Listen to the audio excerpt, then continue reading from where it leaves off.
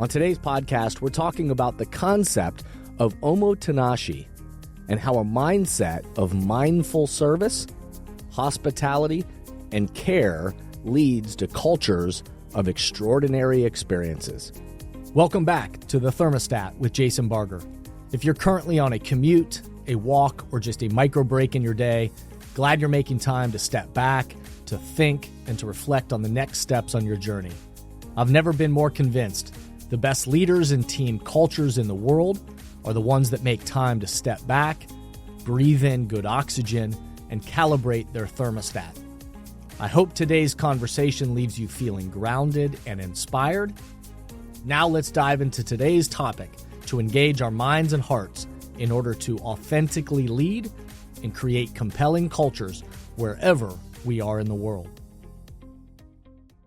Hey everyone, it's Jason, and welcome back to the Thermostat Podcast. Wherever you are and however you're coming to the podcast today, welcome in. So glad you are here. We are wrapping up Season 8. We're just got a couple episodes left in Season 8. Well over 260 or so total episodes by now. So many great things out there. It's been such a pleasure to put together this podcast and to have so many great thought leaders join me along the way, and the micro pods about all kinds of different topics around leadership and culture and clarity of mission, vision, values, all kinds of stuff that I hope has added value or contributed to your life and your work. I know that that's been the case for many of you OGs out there, people who have been listening from the very beginning. So thanks for everybody that has been a part of that group, and I hope it continues to add value. If you're new to the podcast, I hope you'll go back and check out all those episodes. Google my name, Google any topic that you're interested in related to developing people and culture and that kind of clarity, and I'm sure you're going to find something, and I'm hoping that micro pod or that conversation with a thought leader adds value to your life and to your work. My commitment to you, as always, every time I record one of these, is I want this time that we spend together, whenever you're listening to it, I want it to breathe a little oxygen into you. I want it to help you bring some positive thinking, some, stimulate your mind in some way, stimulate your heart, and have you think about the temperature that you're trying to set in your life and your work. So I hope that, again, today does that for you. Before we get to today's topic, if you'll do me the quick favor and rate the podcast 5 stars, of course, on whatever platform you're listening to it on, that's super helpful. And I keep being told to tell people that. So if you would take a moment and just hit 5 stars, just smash that button. That would be great. That'd be awesome. And also, if you're willing to leave a authentic review in your own words on whatever platform you use. Hey, this is what resonated with me. This is why I think these messages are important in the world today. Whatever that is, to share it. Those are other ways that helps amplify the messages so other people can find it and know about the pod and know what resonates with you. The other third way that you can help share this is just by doing that, sharing it with the people around you. Sharing it on social media or sending it to your team or your colleagues or friends or people, across your organization and say, hey, this was an episode that really resonated with me. Let's listen to it. Let's, talk about it together. The questions at the end of the pod, whatever that is. Those are all ways in which it helps amplify the messages and help reach further and hopefully have a bigger impact in the world. So thanks to everybody that takes a moment to do that. I've realized that every single person on the planet can immediately identify and tell the story of a time when they experienced horrible customer service or a lack of hospitality somewhere where they were. With passion, as I've asked people this question, with passion, they can often recall in great detail the tone of voice, the lack of attention that they received. They can tell you the rude behavior or the seemingly lack of care for another human being that they experienced somewhere or a part of a situation. It's the stuff you don't ever want said about you personally and your brand, but certainly you don't want to have written up about your team or your organization on Yelp or Glassdoor or a Google review. It's the stories like those that everybody can tell, but it's those kind of stories that haunt us. Then there are the stories that captivate us. Similarly, when I ask that question, it's awesome to watch someone's passion turn into inspiration. as they search for the words to describe someone or a situation that truly captivated them with a level of service, care, and hospitality that went above and beyond their wildest expectations. Those people and places are put on a pedestal and celebrated every time and everywhere they go into the future. They're always telling that story to people around them about this amazing experience that captivated them as it relates to service or hospitality. Those are the raving fans and glowing reviews that every human wants. We all, at some level, we hope that people experience that with us personally, that people go places and say, hey, that person is really great and they did this and they caught us doing something that was exceptional and it captivated them in some way. Like every human ultimately wants somebody to notice that about them. But certainly, these are the kind of raving fans and glowing reviews that every team and every organization and every brand on the planet dreams of. And here's the truth. Both scenarios don't happen by accident. Whether whichever those path, the negative path or the positive path, unfortunately or fortunately, those scenarios don't happen by accident. They are led. Both the good and bad examples are anchored by the culture of the people around them. We all have bad days, certainly, but the most consistent great experiences on the planet are led by a culture that is focused on creating them. It's about the people. It's about the leaders. It's about the cultures that continue to amplify and support and say we want more of those positive experiences, and that it becomes contagious to everybody around them. So, on today's podcast, we're talking about the concept of Omotenashi and how a mindset of mindful service, hospitality, and care leads to cultures of extraordinary experiences. But before we dive into today's topic, let's pause, take a quick break, and we'll be right back. Many teams and organizations right now are realizing that they need to do both. They need to engage the minds and hearts of their people in person, where everyone in the room can experience the energy of congregating together and find clarity for the road ahead.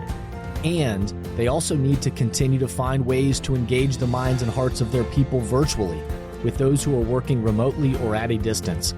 So, if you are in the process of planning your next team meeting, company all-hands event, conference, or culture summit, and are looking for support with a powerful keynote speech, facilitated team conversations that are the currency for change, or deeper development on leadership mindset and an intentional strategy for the culture you're trying to create, I hope you'll contact us at jasonvbarger.com, jasonvbarger.com. It is my privilege and our honor to partner with great people to provide support in these areas. We want to breathe oxygen into your leaders and throughout your organization so you can set the temperature you want for your culture. We look forward to connecting with you soon. I hope you'll contact us at jasonvbarger.com, jasonvbarger.com. It is my privilege and our honor to partner with great people to provide support in these areas. We want to breathe oxygen into your leaders and throughout your organization so you can set the temperature you want for your culture. We look forward to connecting with you soon. I was recently keynoting at a culture summit for one of my wonderful clients, the wonderful people across the Germain car dealerships that have dealerships, across the Midwest and down in Florida. And I love my ongoing work with them because of the positive culture that they are committed to spreading across all their dealerships and to create this experience that can often be countercultural when it comes to people's perceptions of what car dealerships, the culture they might have in their environment. And so as a part of that ongoing work of supporting their leadership development and their culture shaping and that kind of clarity around the culture that they're trying to create, 3 times a year we gather nearly 900 of their associates that hold many different roles across their operations to reflect on the core values of the company and what it might look like in action and behavior to become even more of the culture that we aim to create for how we do what we do, not just what we do, but how we do what we do, which, of course, as you know, is a core and is relevant for every team, every organization, every industry to take time to step back and say, hold on, let's connect to the core values that we want to drive how we do what we do, not just what we do, whatever that might be, your business, your organizational mission. So in recent culture summit, in the recent culture summit that I'm referencing, that I keynoted at most recently, was focused on the topics of service and truly exceptional hospitality. And some of their leaders during this great, we did like 6 sessions with all these different people across the company. But in one of the times together, one of the leaders referenced the concept of Omotenashi, that they have studied and trained in their collaboration with the Lexus car brand, the very luxurious Lexus car brand.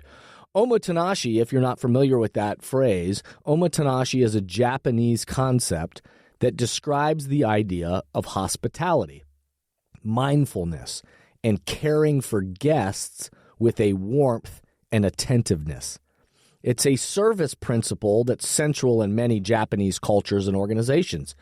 It derives from an ancient tea ceremony and is characterized by core values of anticipation and sincerity and selflessness. And they focus on care of the guests and the people around them rather than just what is the expectation. And so some of the key elements of Omotenashi are often described by these 3 A's that they reference. And again, Lexus does this throughout their training, and certainly the Germain dealerships have taken this and put it into theirs, but it's across many different organizations in this concept of Omotenashi and creating cultures that really come to life by anticipating the guests. And so they talk about these 3 A's as a part of this spirit of Omotenashi. One is attention. And part of leading a culture of Omotenashi is to pay attention to the small details. What do you notice? What do you see? What do you feel in any given situation? And to be able to see that in day-to-day moments with the people that you are serving and that are around you, what could be enhanced but just by paying attention to what do you notice about somebody? What do you see? What do you feel?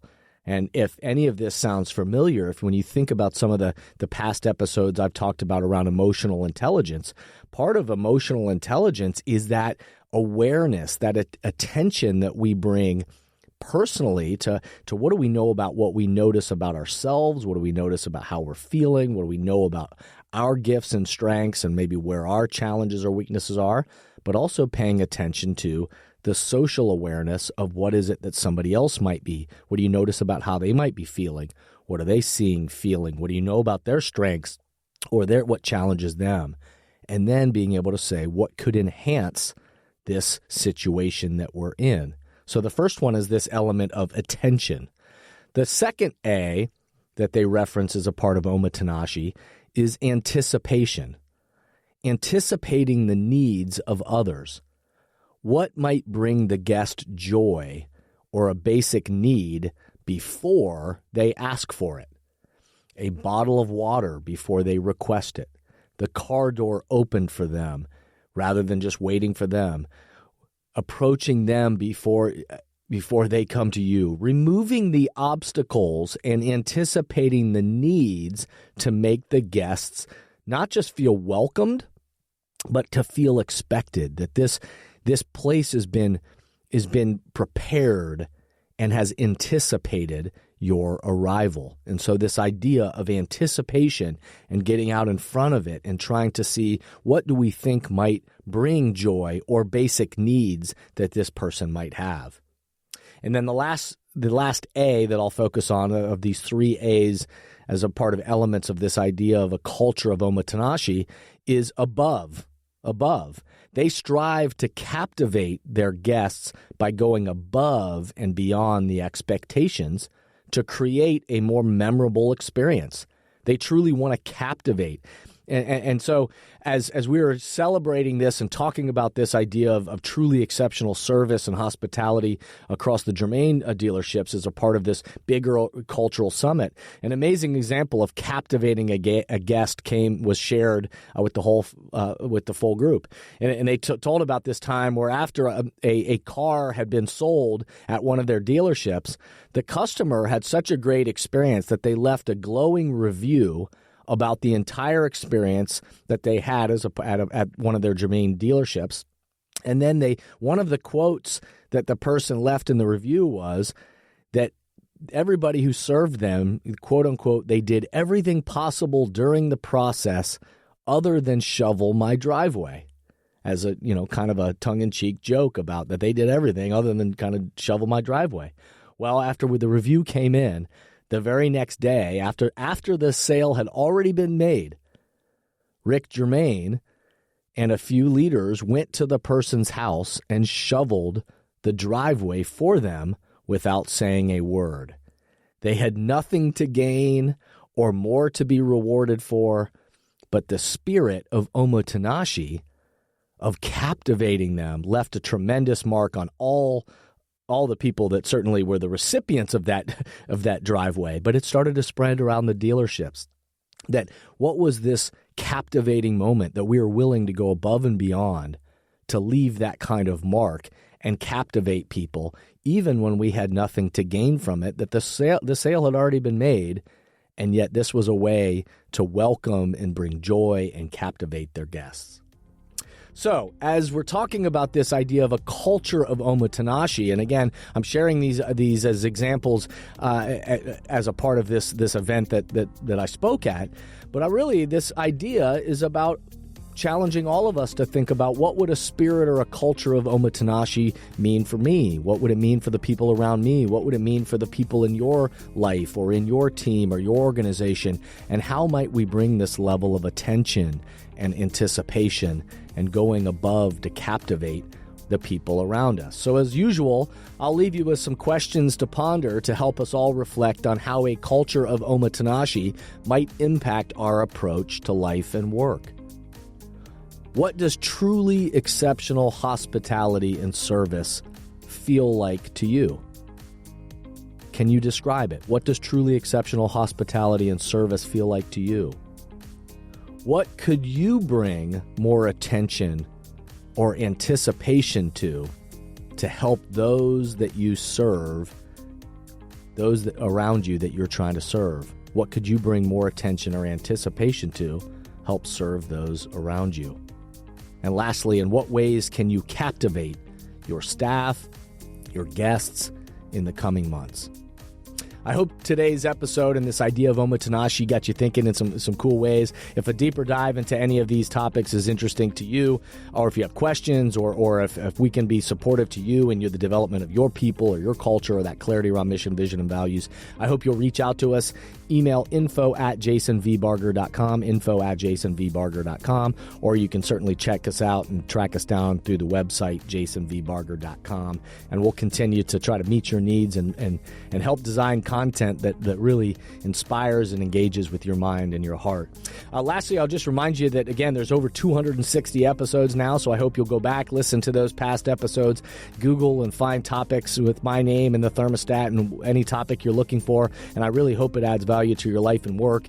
And if it does, I hope you'll rank it or rate it 5 stars. I hope you'll leave an authentic review in your own words, and I hope you'll share it with the people in your life and work that ought to be a part of these conversations. So cheers to you, cheers to all of us on the path ahead, and remember that the future of leadership is you, is me, is us.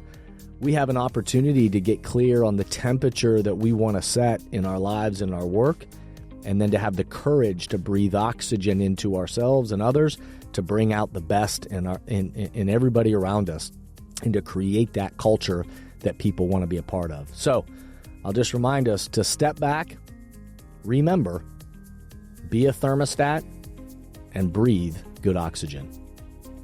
Thank you for listening to today's podcast, and I hope the messages and questions stimulate positive change along your path. As always, if these messages resonate with you and add value to your life, I hope you'll help amplify them throughout the world. Please rate, comment, and share on whatever podcast or social media platform you're using, and share this podcast with the people in your life or work who should be part of these conversations. That way, this spirit does, in fact, spread.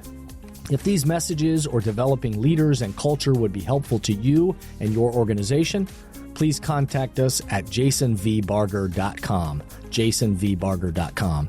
And remember, we are all ambassadors for the culture we want to create in our life and work. We have to own the vision we want to be a part of. The future of leadership is you, is me, is us.